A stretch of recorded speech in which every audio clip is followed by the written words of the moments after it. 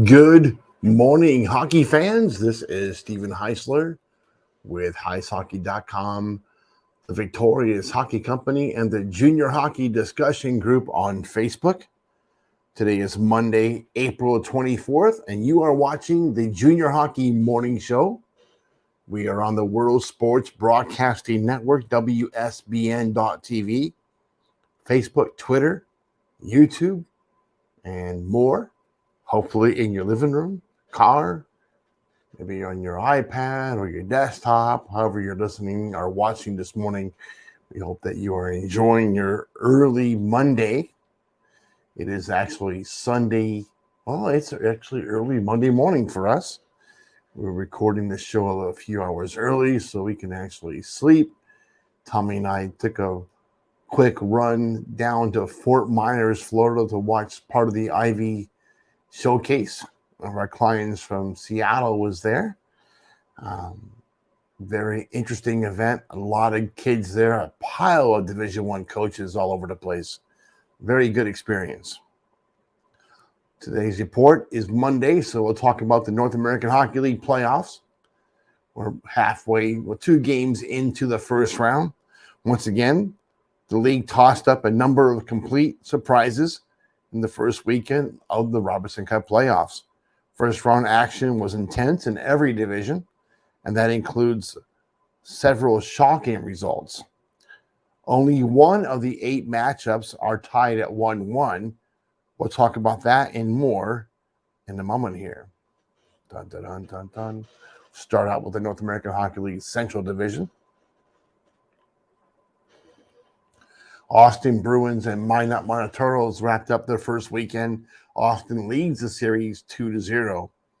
The Monotoros forced Austin into overtime Friday evening before falling 4-3. The Bruins scored 3 minutes into Saturday's game and again less than 3 minutes later and never looked back in the 4-2 win. The series resumes Friday night at the Mesa Arena in Minot. We picked Austin to win this series. So far, they have not disappointed us. Aberdeen Wings and St. Cloud Norsemen. St. Cloud leads the series 2-0. Pleasantly surprised. Wings bench boss Scott Langer has to be pulling his hair out this morning. Norseman goalie Ethan Dahlmeyer, 2003 from Lakeville, Minnesota. During the season, he had a .917 save percentage. Against Aberdeen, he's 2-0 with a .980 save percentage. He stopped 50 of 51 shots he faced while leading St. Cloud to 2 wins at Aberdeen. You know what happens to teams when they face a hot goalie. The series moves to St. Cloud Friday night. I love St. Cloud Norseman. Chris Canavati's a great owner and a good friend. I have the highest respect for Corey Millen, despite the league not liking him very much. This team is amazing. And although I picked Aberdeen to win the series, I would love to see St. Cloud take this thing and advance all the way to the Robertson Cup. I don't know if they'll get past Austin, but so far you got to like what you see out of St. Cloud. NAHL East Division, Maryland Black Bears versus Northeast Generals. Maryland leads the series 2-0. The Black Bears rocked the Generals 8-2 in Friday night's playoff opener before letting their foot off the gas in Saturday's 3-2 overtime win. The good news is for Maryland is managed to salvage the game in overtime in comparison to other times during the regular season when the result was not as positive. Let's face it, Maryland has been this happy-go-lucky, helter-skelter team all year. They could have won probably all their games after October, but they have a tendency of doing exactly what you saw this past weekend. Play really well in one game and not so well in the next. Series moves to Attleboro, Mass. On Wednesday night, where it's highly likely the Black Bears will be punching their ticket to the next round. My pick, of course, was Maryland. New Jersey Titans and the Maine Nordiques. Maine leads that series 2-0 after picking up 2 wins in Jersey. The defending Robertson Cup champions are on the verge of dropping out of the playoffs after getting beat at home twice by the Nordiques. Maine's 3-0 shutout win at Jersey Friday raised eyebrows around the league, but it was a 6-5 overtime win on Saturday that has created the most buzz. The Northeast can end the Titans season when they host Game 3 Thursday at the Coliseum, Lewiston. My pick is Jersey, still is. They have a tendency of doing this all year long. I don't know how they got shut out 2 times in a row by Philadelphia late in the season, but Jersey has a way of coming back. I'm not going to write these guys off yet. Still believe they have a shot. In the AHL Midwest Division, drink. This is a non-alcoholic carbonated beverage. Wisconsin Window and Dingo and Chippewa Steel. Wisconsin leads the series 2-0. So much for the Steel's goalie stealing the show. The Wendigo scored 20 seconds into the first period of Friday's game and never looked back in the 4-1 win. Chippewa's Adam Gajin, 2004 from Slovakia. .917 save percentage during the season, .910 so far in 2 games. Is committed to Minnesota Duluth. He stopped 40 of 42 in Saturday's overtime loss.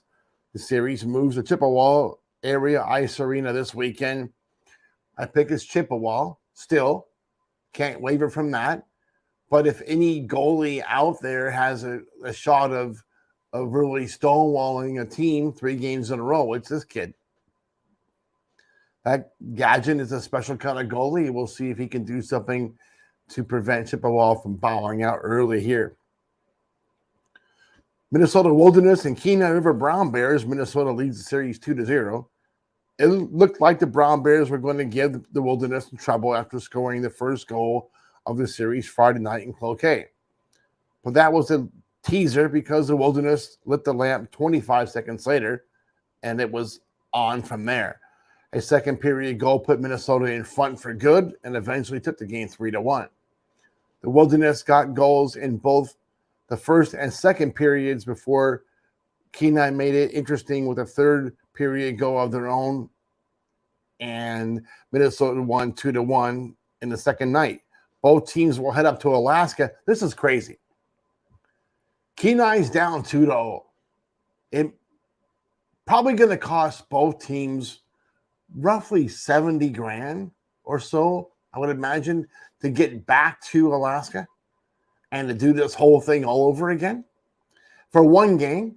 Why would Nate Keel not let the Wilderness buy that game?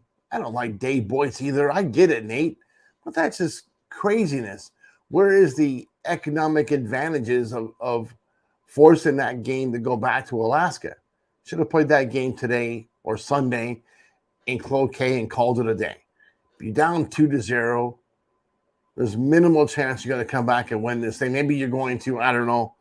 But that was ludicrous to make this thing continue up in Alaska. A lot of money being tossed away. Nobody really knows why. Let's move on to the South Division. Oklahoma Warriors and Amarillo Wranglers. Oklahoma leads the series 2-0. Amarillo looked punch drunk after the Warriors scored 4 goals in the first period of Friday's 5-2 rout of the Wranglers.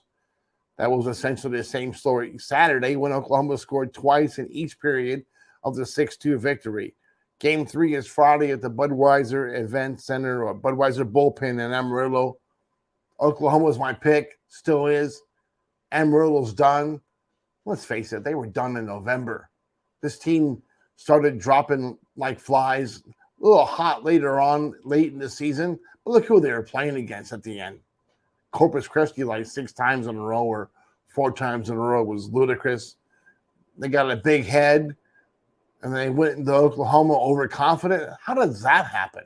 Oh, I know how. It's Harry Mahout. Enough said. Now let's get to the fun stuff. Lone Star Brahmas, Shreveport Mudbugs, the only series tied at 1-1.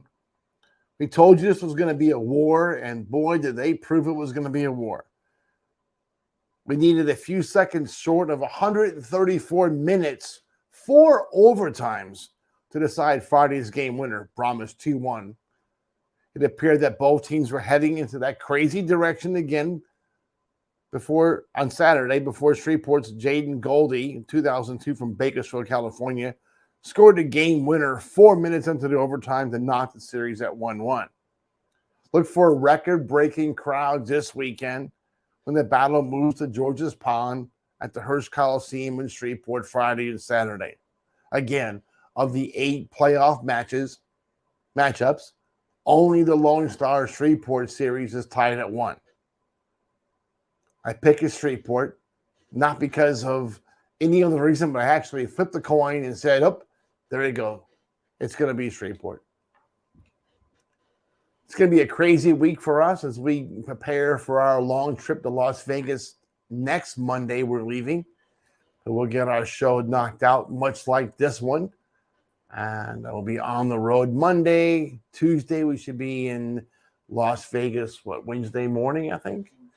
So it should be fun. Tommy and I are looking forward to that trip.